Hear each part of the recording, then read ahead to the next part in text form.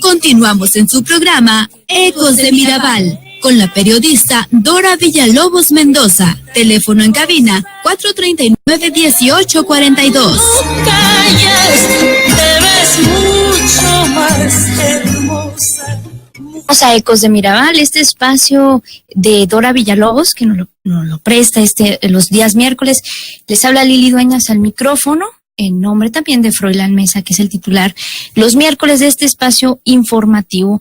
El día de hoy tenemos la entrevista con Julio Ángel Pérez. Él es antropólogo social por la Escuela Nacional de Antropología e Historia, Unidad Chihuahua, egresado en el 2008. Y él precisamente ha fungido como maestro también de la ahora Escuela Nacional Escuela de Antropología e Historia del Norte de México. Pero también te has especializado en temas que tienen mucho que ver con la Sierra Tarahumara. Así es, Lili. Con algo que me encanta, que es la CETAR, que es esta estación de radio indígena. Así es. Y también con un tema que es la gastronomía del Camino Real de Tierra Adentro, ¿no es así? Así es, venimos trabajándolo desde el 2015 en la parte gastronómica y propiamente y de lleno en el centro de Ina, Chihuahua, y pues ahí estamos a tambor batiente desde ese entonces. Platícanos un poquito de cómo ha sido, cómo es tu trabajo en el Instituto Nacional de Antropología e Historia, en esta parte de la gastronomía. ¿Qué es lo que han encontrado? Y explícanos un poquito para el público, ¿qué es el Camino Real de Tierra Adentro? Bien, pues pudiéramos comenzar señalando que el Camino Real de Tierra Adentro es una ruta de carácter o de corte virreinal que comunicaba la Ciudad de México y con varios puntos del otrora virreinato hasta la población de Santa Fe en el actual Nuevo México en Estados Unidos, pasando por algunos puntos de la geografía chihuahuense. Cuando la ruta se abandona y hay una marcada evolución de las vías de acceso, pueblos o comunidades que van naciendo a partir del Camino Real de Tierra Adentro, que detona actividades económicas y un poblamiento de ciertas regiones ligadas a los ríos o a centros mineros, el Camino del Tierra Adentro pasa de ser una ruta física en su estudio a la búsqueda de elementos que tienen que ver con el patrimonio tangible o intangible que se han detonado a partir del Camino Real de Tierra Adentro. Y uno de esos elementos, aparte de lo arquitectónico o de la parte arqueológica, tiene mucho que ver con esta parte antropológica de la gastronomía, por ejemplo, con un sinfín también de acepciones antropológicas alrededor del Camino Real. Claro, al decir que deja de ser física o tangible, podemos decir que ya se dejó de utilizar. O sea, ya hay otras carreteras, ya hay otros caminos. Claro. Sin embargo, toda la influencia cultural que venía con los pobladores, con la gente que utilizaba este camino se quedó, ¿no? Y marcó pues la vida cultural y la vida social de diferentes puntos del país, pero muy específicamente del estado de Chihuahua. Del estado de Chihuahua, así es. Cada lugar por el que las personas fueron pasando o surcando y detonando el crecimiento o el surgimiento de nuevas comunidades o localidades, llevaba consigo también el traer tradiciones, el traer prácticas meramente cotidianas que a los ojos de terceros resultan un poco extraordinarias o llamativas, pero que son cuestiones que son del día a día de las personas. Tiene mucho que ver con esta mezcla entre el pasado típico español, gente de otras latitudes de lo que era el virreinato de la República Mexicana en su formación inicial, y también las culturas indígenas. Entonces hay una mezcolanza muy interesante que tiene que ver con las mismas construcciones, con la manera de vivir la vida, de los elementos de la naturaleza que están alrededor y que son utilizados para vivir esa práctica cotidiana. Y el patrimonio tangible, además del camino y de la influencia en la arquitectura de las casas y de los templos que fueron surgiendo, ese es el tangible. Pero el intangible, y ahí es donde tú entras, sí, es precisamente la gastronomía. ¿Qué de la gastronomía ha rescatado del Camino Real de Tierra Adentro? Fíjate, es muy particular ver el presente, cómo se articula para poder descubrir el pasado. Iniciamos en 2015 con la región de lo que es el centro sur del estado, propiamente las zonas de Meoqui, Rosales, Delicias un poco, pero la parte histórica recaía en Meoqui y Rosales.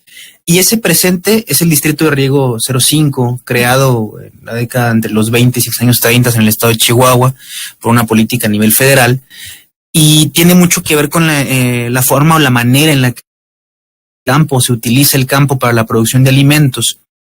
Esa actualidad está muy ligada a la manera en la que la gente de estas localidades recrea platillos o recetas típicas tradicionales de su cocina, y recalco mucho la palabra de la cotidianidad, pero temas como el chile, por ejemplo, y cómo se utiliza el chile de manera que se seca al sol y se aprovecha, porque el desierto mismo obligaba a la gente antaño, en una carencia de refrigeración, claro, de esa tecnología que no existía hace muchos años, a que se emplearan técnicas y métodos para sacar el mayor provecho a los alimentos. El chile es uno de ellos, las conservas son muchas de ellas, incluso el hacer recetas con el ganado que se producía en la región, que era un tipo de ganado muy diferente al del centro del país y que tenía otras bondades en la utilización y el aprovechamiento de los suelos. ¿Cómo qué ganado, por ejemplo? Por ejemplo, en esa zona está muy presente lo que es el ganado caprino, el ganado bovino, también una pequeña parte del ganado del cerdo, por ejemplo, pero destacan mucho recetas que tienen que ver con como el borrego, por ejemplo, la barbacoa, muy al estilo del norte del país, no tanto al estilo del sur, en cómo se preparaba a lo ancho y largo del desierto chihuahuense, ¿no? Claro, por ejemplo, en Texcoco, en el mercado de Texcoco, uno ve, le venden barbacoa y ve la cabeza de la vaca, porque es barbacoa de cabeza, y para que vea uno que es real.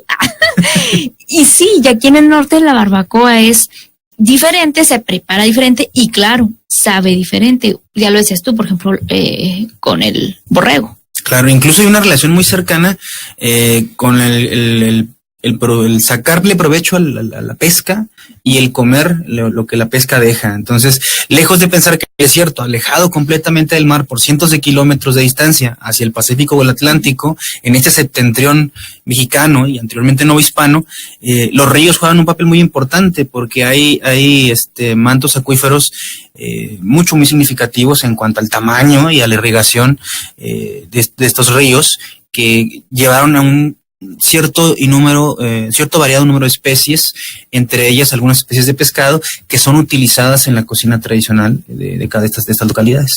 Y no nada más la localidad, no nada más la geografía marca o la diferencia entre las cocinas, sino también las fechas, ¿no? Por ejemplo, hay platillos muy específicos de la gastronomía chihuahuense que son de la época de Semana Santa, ¿no?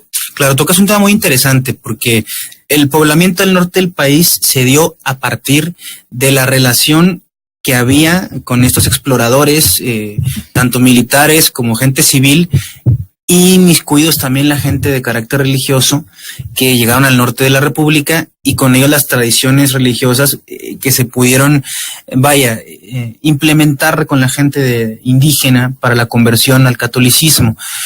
El tema de la Semana Santa es muy interesante porque el asado de puerco, por ejemplo, dentro de las investigaciones que pudimos encontrar, tiene un origen religioso, de manera que los españoles en un principio, estamos hablando del siglo XVI, cuando viene la conquista del norte del país, temían en su halo de ignorancia la llegada del judaísmo a América también, y que les hiciera una competencia férrea en la conversión de los indígenas. Porque ya les había dado lata en Europa. Exactamente. Entonces, para prevenir ese asunto, en la conversión de los indígenas estaba el que hubiera un consumo de cerdo, un consumo sin límite del cerdo, cosa que el judaísmo lo prohíbe. A cierto punto de la tradición judía, el comer cerdo en alguna época del año, o no sé si total o parcialmente, pero en contraposición el catolicismo implantó el que se comiera y se produjera cerdo en esas regiones desérticas, y el asado de puerco cumple con ese requisito de ser un platillo sumamente constante y repetitivo en la dieta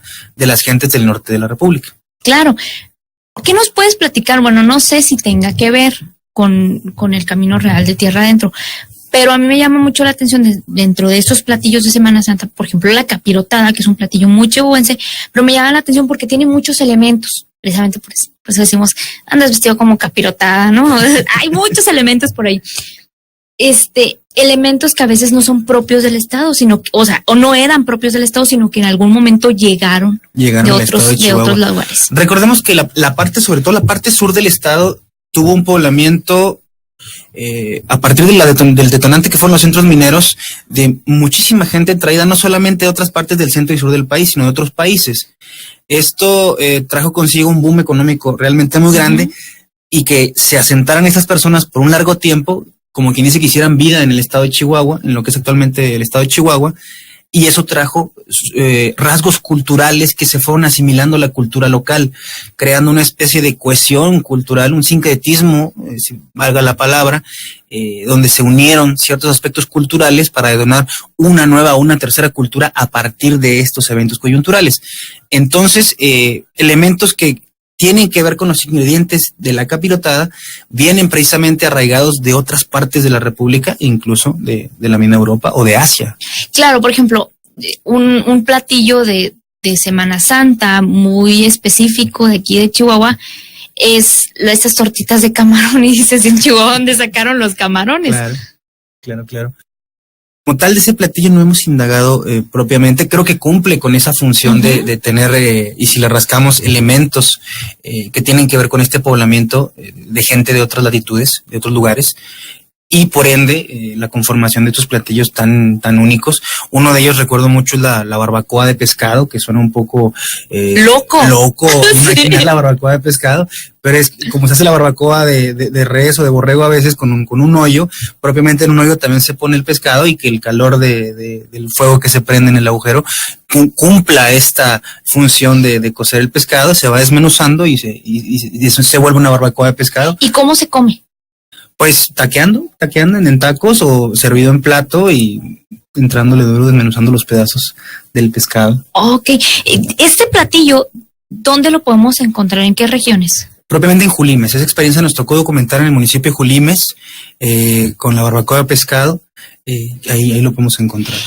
Y bueno, cabe la pregunta, ¿y si se sigue preparando normalmente, o ya son las señoras grandes las que nada más los preparan?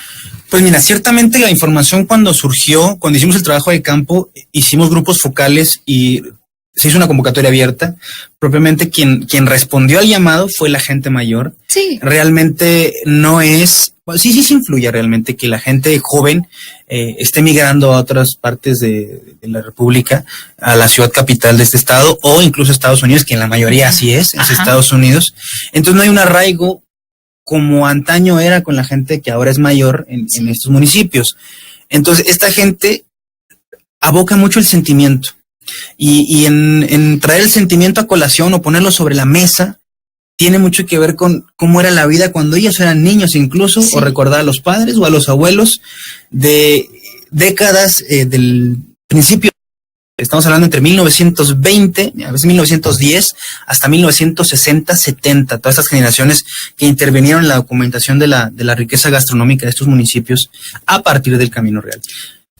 Es que yo creo que los lugares y las comidas se nos quedan grabados también por las experiencias que vamos viviendo. O sea, es un momento de recordar, de añoranza. Yo lo platicaba con un amigo hace poco y le decía, nuestra generación, la generación del 90, somos muy afectos, por ejemplo, a ir a ciertos restaurantes de comidas rápidas, de hamburguesas, y dicen, ¿por qué si las hamburguesas saben horribles? O las papas saben horribles.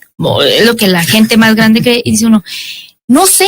Y lo que pasa es que a nosotros nos tocó, cuando llegaron esos lugares, que nos llevaran a jugar, a pasárnosla bien padre como niños.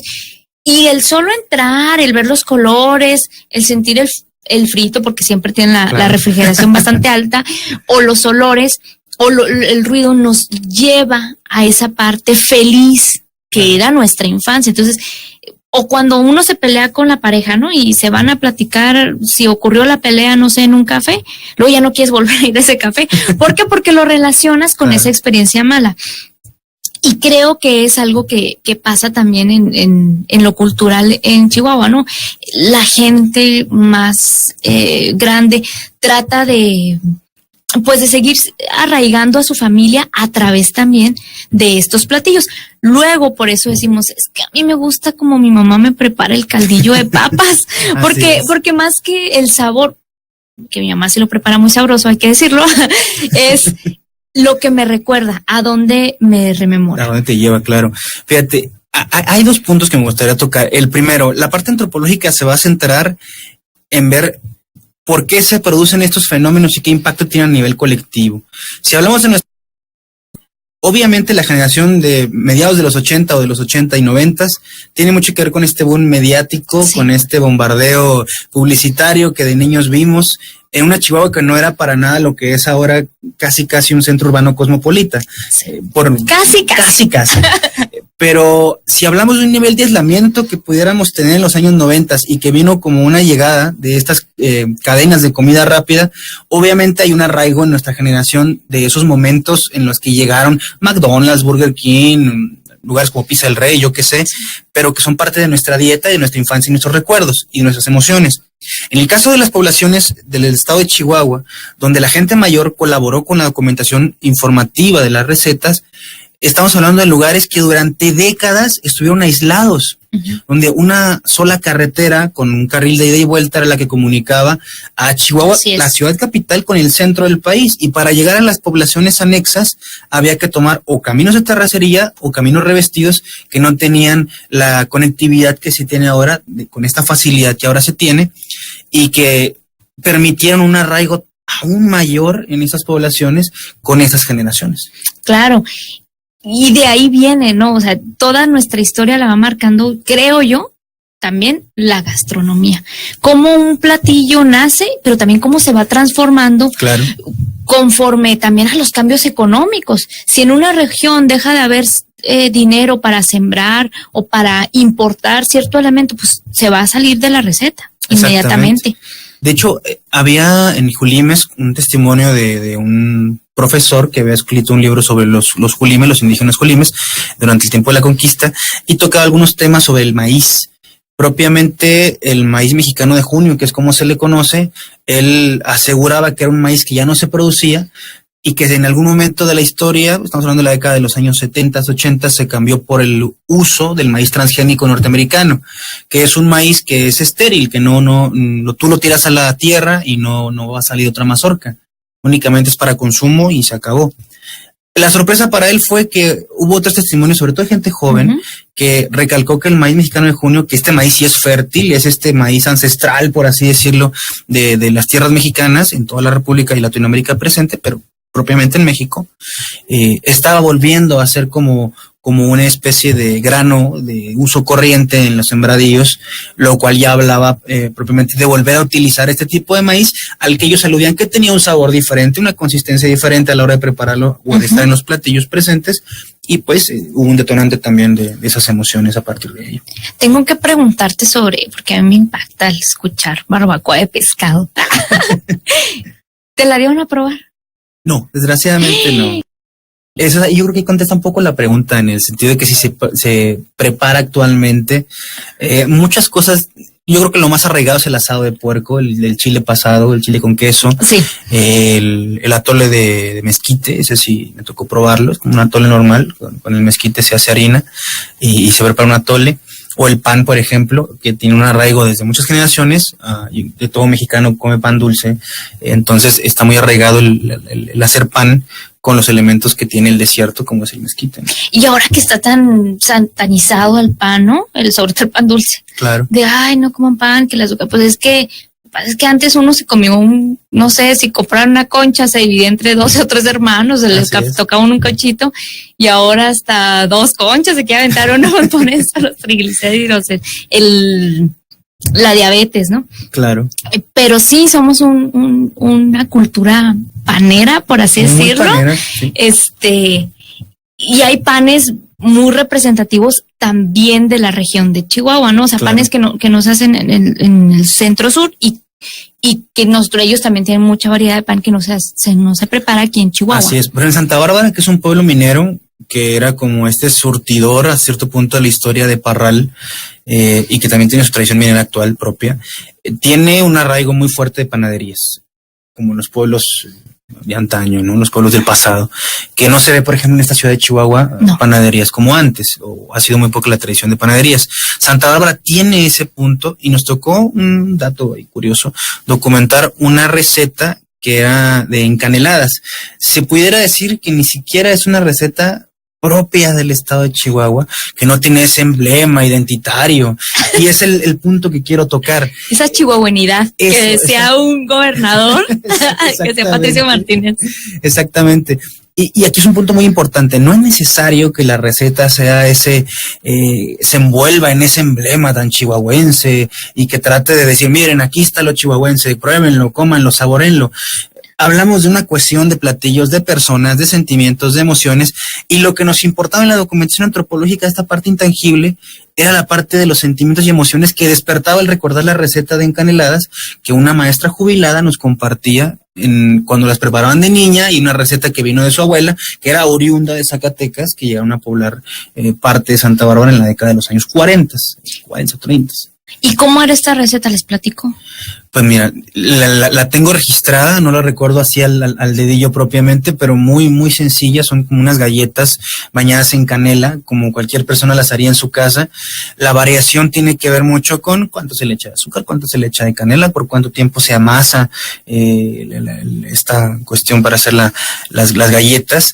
Que te digo, no importa tanto cómo son, sino lo que produce, el efecto que tiene recordar la receta y traerla al presente, incluso volverla a comer, ¿no? En algún Claro. momento. Lo que también me recuerda, por ejemplo, yo conozco gente que se muere así literal por las harinillas. Gente sobre todo de la sierra, del área de Madera, no sé. Y uno dice, ¿y qué son las harinillas? O sea, porque muchas Sí. personas aquí no las conocemos. Había también una receta de allá de Madera que me tocó conocer, que eran islas flotantes, que no eran más que huevo, las claras de los huevos, y luego flotaban ahí sobre leche, y se ven impresionantes, y son platillos que uno no conoce, porque aparte por la región, es que hay que decirlo, el estado de Chihuahua es muy extenso. Sí, O muy sea, variado. varía mucho desde la temperatura, la flora, la fauna, todo. También los elementos gastronómicos que llegan, los diferentes ingredientes para hacer diferentes platillos, pero y aparte el tiempo. O sea, no es lo mismo una mamá de los años 50 o del 1800 Exacto. que una mamá de ahora.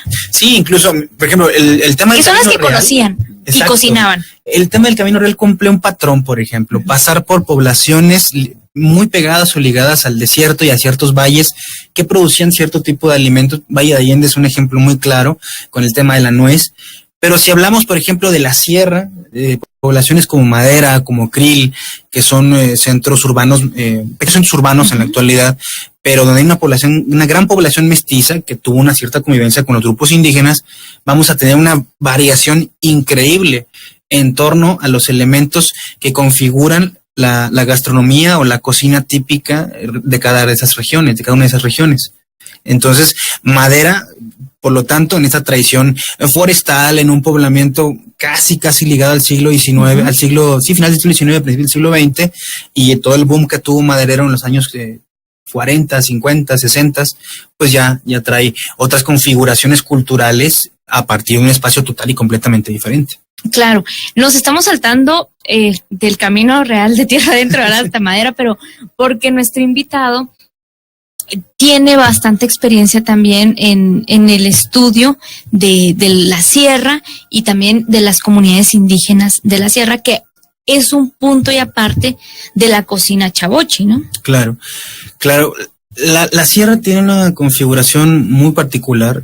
Los centros altamente poblados que hay en la sierra tienen mucho que ver con esta cohesión o esta unión muy cercana de los mestizos en una traza urbana muy particular, a diferencia de los indígenas, rarámuris, que viven en comunidades más dispersas, y hay otra dinámica totalmente opuesta en comparación a los chavochis o a los mestizos en la Sierra Tarahumara.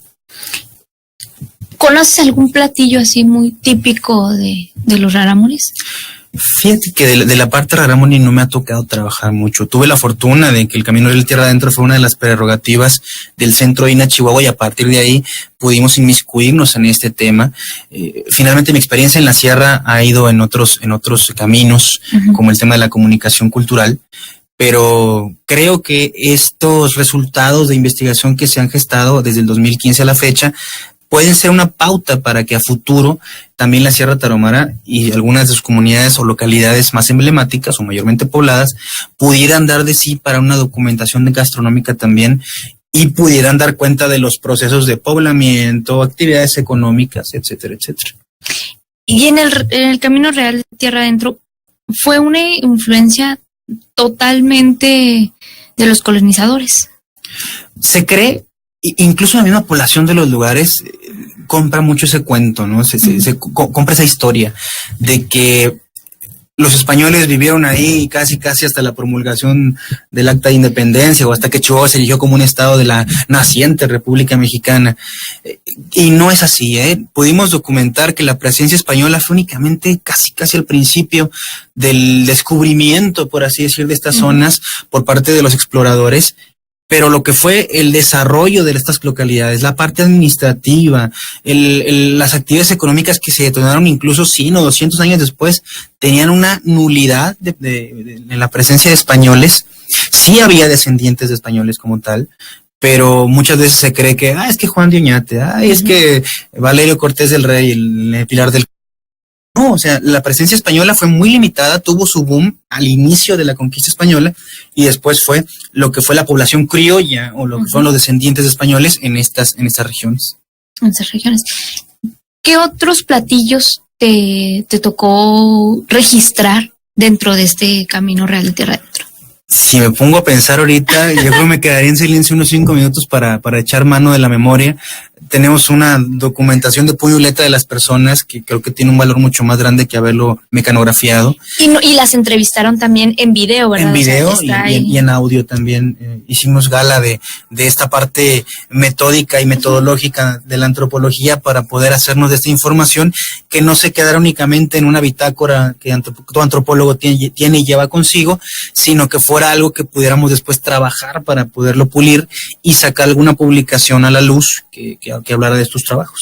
Para registrar también te está diciendo la señora de cuánto gramaje era de sal, ¿no? o qué elementos le constituían el platillo, la expresión facial, que también es muy importante, porque te cuenta lo que ella rememora, ¿no? Claro. Al platicarte cómo va cierta receta. ¿Habrá algún platillo de los que nos has platicado que sea así del principio del Camino Real y que todavía se siga cocinando? Yo creo que no, ¿eh? A lo mejor el asado de puerco cumplirá esa función, pero tiene que ver mucho con esta parte histórica que pudimos escarbar para poder encontrar una justificación de por qué un platillo tan singular como el asado de puerco, en otros lugares se llama asado de bodas, como en Durango, Zacatecas, que no es más que lo mismo, y que es una derivación incluso del mole, que el mole es con pollo, sí. Incluso con res en otros lugares, y que aquí es una especie de similitud, pero con cerdo y utilizando el chile que se produce en esta región. Creo que hasta ahí sería el ver qué tan lejos en el tiempo llega una receta, porque finalmente estamos hablando de adecuaciones que tienen que ver con un pasado reciente, una historia reciente.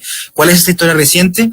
Del siglo XX en adelante. Uh-huh. El legado histórico más grande que se tiene es recordar las andanzas del villismo, por ejemplo, sí. en estas tierras, y a partir de ahí la memoria se echa a andar, recordando a los papás o a los abuelos en cierta vivencia, cierta anécdota, y desde ese momento o a partir de ahí se va relacionando la parte gastronómica. Claro, porque hay que recordar que ahorita están ustedes investigando este Camino Real, pero no nada más, o no exclusivamente sobre los primeros años, sino cómo fue evolucionando, claro, a través de las décadas. Sí. ¿No es así? Porque finalmente sigue habiendo una liga con ese pasado colonial a través de lo arquitectónico y lo arqueológico, incluso de la parte historiográfica o histórica.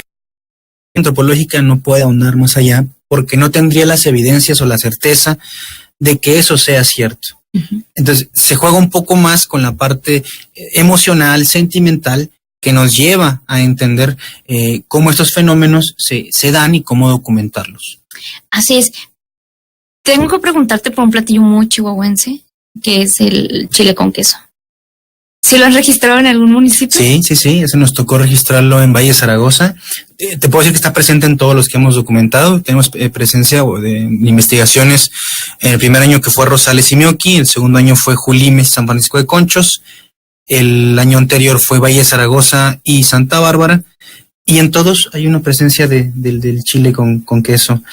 ¿Con variantes o es igual? Muy pequeñas variantes. La esencia básicamente es la misma: secar al sol el chile, dejar que la naturaleza haga el resto, y que cuando esté echarse a perder, entre comillas, mezclarlo con el queso ranchero, que era un queso que no necesita de la pasteurización como los quesos actuales, y que en esta mezcolanza pues le da un sabor muy, muy especial. Me acuerdo que en una actividad de una primaria les pedían a los niños, iban a hacer una semana del virreinato, y les pedían un platillo, y me daba muchísima risa porque decía una señora: yo voy a llevar pozole. Le digo: señora, el pozole no es del virreinato. No. Decía otra: yo voy a comprar tamales. Le digo: es que no es del virreinato. Y luego una: no, es que voy a llevar quesadillas.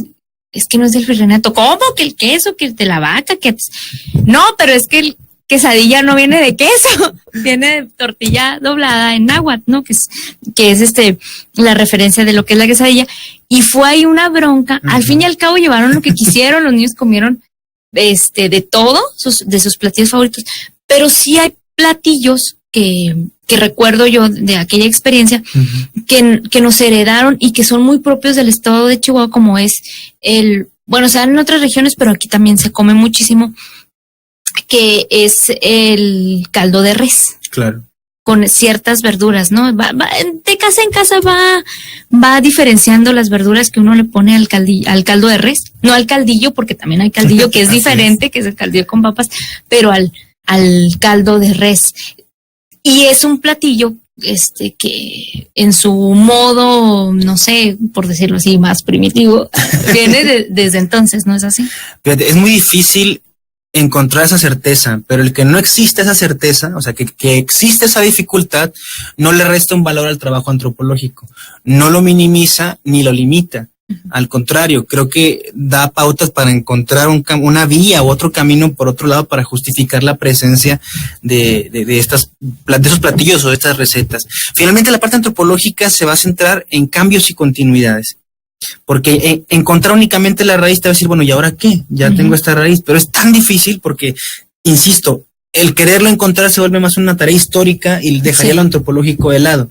Que lo antropológico tendría que ver la manera en la que se basa una interacción a partir de estos cambios y continuidades que te cito, que te digo, en torno a los platillos. Entonces es muy difícil encontrar, y te lo decía, un platillo que sea netamente chihuahuense, netamente virreinal, netamente mexicano, porque no lo va a haber.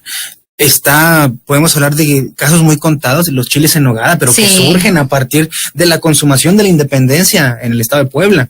Que es un platillo muy, muy, muy, muy típico y muy tradicional, pero no tiene un arraigo de 300 años más atrás, de 1521 de la conquista. Entonces, y se vuelve muy difícil encontrar un patrón que te lo justifique, un documento en un archivo, un testimonio oral que es nulo encontrar. Y que tiene muchas historias, ¿no? O sea, no, es que las monjas lo hicieron por los 3 colores del ejército trigarante. No, que fue por... O sea, hay diferentes versiones y pues ya no están las monjitas para preguntarles. Exacto, o sea, esa misma oralidad te va creando cuestiones que no son netamente ciertas, pero que son válidas completamente, que se van pasando de boca en boca y de oído en oído, y que eso implica cambios que no precisamente quieren decir que valga menos el testimonio. Al contrario, tiene un peso específico el cómo va variando esa historia de boca en boca o de generación en generación. ¿Les fue difícil a ustedes conseguir estas entrevistas, que la gente se abriera, platicara con ustedes sobre cosas tan íntimas como la cocina del hogar? No, yo creo que no. Fíjate, el antropólogo tiene y debe de tener una cualidad que yo creo que cada profesión tiene en lo particular. Esto se llama rapport, o se conoce como rapport, que es esa maña, ese colmillo retorcido que tiene que desarrollar el antropólogo en este caso, para poder llegar con la gente que es completamente ajena y diferente a su forma de ser en su contexto diario, y poder sacar esa información u obtenerla sin ser alguien que éticamente transgreda a las personas. Claro. No se trae una grabadora escondida, siempre se habla de frente, me permite grabarla, me permite ponerle una grabadora de audio, me permite tomarle fotos, vamos a hacer este grupo focal, vénganse. Entonces, en la manera en la que tú animas a la gente, en la que tú te sitúas a la par de ellos en un equilibrio, una paridad, la gente se va a abrir contigo, y no cualquier antropólogo lo desarrolla, Creo que la experiencia en campo, desde que eres estudiante hasta la parte profesional, te va llevando. Hay gente que es innato y lo tiene desde la parte que está estudiando, desde que es estudiante, pero hay gente que lo va desarrollando. Entonces, si no tienes eso, dificultad para lograr esta información. ¿Qué municipios conformaron el Camino Real de Tierra Adentro aquí en el estado de Chihuahua? Pues mira, el dato como tal es muy incierto. Pecaría yo de injusto al darte una cifra como tal. Se habla de 19 municipios a lo largo del centro de lo que es la geografía chihuahuense, partiendo desde Valle de Allende, lo que tiene que ver con Parral, Santa Bárbara, obviamente que hay ramales. Valle de Allende vendría siendo este centro detonador que bien comunicaría con Durango, con algunas poblaciones de Durango, y de ahí hasta Santa Fe. Hasta ahorita vamos trabajando de sur a norte. En este año 2018 tenemos a Santa Eulalia y al municipio de Chihuahua en esta parte documental de trabajo de campo. También está presente Villa Ahumada, lo que era el anterior Paso del Norte, que no era ese gran conglomerado que es ahora Ciudad Juárez, y que pues permitió también documentar un poblamiento tanto de Ciudad Juárez como El Paso, que era una sola mancha urbana incipiente en el siglo XIX y parte del siglo XIX, y de ahí hasta Santa Fe, Nuevo México, ¿no? Ocupó, más bien le pasó por el medio a todo el estado, ¿no? Así es. Este camino, y al ser el estado más grande de la República, pues fue no sé, puede ser incluso hasta el 50% del camino, ¿no? Exacto, incluso tomando en cuenta que anteriormente Chihuahua y Durango conformaban la Nueva Vizcaya, que era, si no es que la provincia más grande, no, porque estaban las de Texas y Nuevo México y Arizona, bueno, Arizona no existía, Texas y Nuevo México, la Alta California, pero era una gran porción de tierra que si las juntamos tienen un pasado común que va de la mano, que está muy ligado Durango con Chihuahua. La Nueva Vizcaya. Ajá, y a la hora de partirlo en dos, de que Chihuahua se convierte en un estado libre y soberano, pues el Valle de Allende queda en esta parte liminal, donde es lo que centra su atención ahora el estudio del Centro INA Chihuahua. Es decir, a partir de aquí surge la historia del Camino Real de Tierra Adentro, o los elementos que históricamente vamos a revisar del Camino Real de Tierra Adentro. Julio, ¿por qué es importante? ¿Por qué el INA ahorita, no nada más en el Centro INA Chihuahua, esté estudiando el Camino Real de Tierra Adentro, sino otros centros? De hecho, creo que tuvieron una reunión, ¿no?, semanas atrás, precisamente para hablar de cómo va cada centro INA involucrado en la investigación del Camino Real de Tierra Adentro. Pero ¿por qué es importante estudiarlo? ¿A qué se debe que se le esté dando tal relevancia? Fíjate, parte de la labor del INA es la salvaguarda del patrimonio, conservación, difusión, salvamento, todo lo que tiene que ver con el patrimonio. El INA se convierte, y se ha sido siempre, ese organismo regulador del patrimonio cultural, previendo su desaparición o destrucción, o que pase inadvertido a los ojos de la población. Creo que tiene mucho que ver, no tanto por las omisiones que tenga el INA, porque no, pues sería patear el pesebre, hablar mal de casa, pero bien se dice que Estados Unidos, que también tiene esta relación con el Camino de Tierra Adentro, y la parte que se divide hasta San Antonio, Texas, a lo que ellos llaman el Camino de Tierra Afuera, el que ellos han tenido esfuerzos por documentar enormemente todo este pasado antropológico, arqueológico, arquitectónico, obviamente no con lo que es la estructura del INA, porque en Estados Unidos no existe la estructura del INA, son las universidades a partir de un presupuesto federal en Estados Unidos quienes se abocan a proyectos de investigación con sus profesores e investigadores a hacer estos proyectos de acopio. En México el Centro INA es el que se tiene que encargar de ello, obviamente a veces de la mano de las universidades, pero hubo un escaparate de esta información que se perdió en el siglo XIX. Es decir, todo lo que tiene que ver con el siglo XIX de México y parte de la colonia, Estados Unidos lo tiene. Okay. México se abocó a decir, bueno, tenemos lo perdido, que es el siglo XIX, vamos a abocarnos al siglo XX. Pero sigue estando latente el Camino Real de Tierra Adentro. Entonces, se vuelve para el INAH a nivel nacional una prioridad que no solamente se trabaje, sino que se divulgue lo que es y significa el Camino Real de Tierra Adentro para cumplir con la meta y con la consigna de salvaguardar ese patrimonio que aún se tiene. Y en términos más prácticos para la gente, ¿de qué les sirve a los chihuahuenses y a los mexicanos que se hagan estos estudios tan minuciosos? Porque hay que decirlo, o sea, son estudios minuciosos, es decir, o sea, no llega uno y la población se le acerca, ¿qué vienen a hacer aquí? Pues venimos aquí a documentar. Pues no, o sea, ustedes tienen que ir buscándose y tienen que ir acercándose incluso a organizaciones o a ciertos líderes, incluso sociales en las determinadas regiones. Por ejemplo, no sé, me imagino que con los historiadores locales, claro, con los cronistas de cada municipio, y es un trabajo muy minucioso. ¿Para qué le sirve al chihuahuense actual? No al investigador, no al académico. Dices tú, ¿no? A la gente de a pie, por así decirlo. La gente tiene una gran preocupación que por perder lo que siempre han sido y lo que fueron por décadas. El factor migración y el factor económico influyen mucho. El que estas zonas estén despoblándose tiene mucho que ver con que se queden en el olvido y se desvanezcan estas prácticas culturales ligadas a algo tan significativo como el Camino Real Tierra Adentro. ¿Por qué? Porque el Camino Real Tierra Adentro significó el detonante para que se fundaran estas localidades por frailes, por exploradores militares o por civiles, o por una política de Estado. Entonces, de esta manera, asegurarse de poner el Camino de Tierra Adentro en los ojos de terceras personas es asegurarse de que estos temores infundados o fundados no lleguen a darse de una u otra manera. Pues muchísimas gracias, Julio. Muchísimas gracias por estar aquí. Tienes las puertas abiertas de este programa para cuando desees volver. Y vamos a hablar de otras cosas, pero la verdad es que el platicar de comida siempre es algo muy sabroso. Sí. Esto fue Ecos de Mirabal, el espacio con visión de género, el espacio radiofónico con visión de género.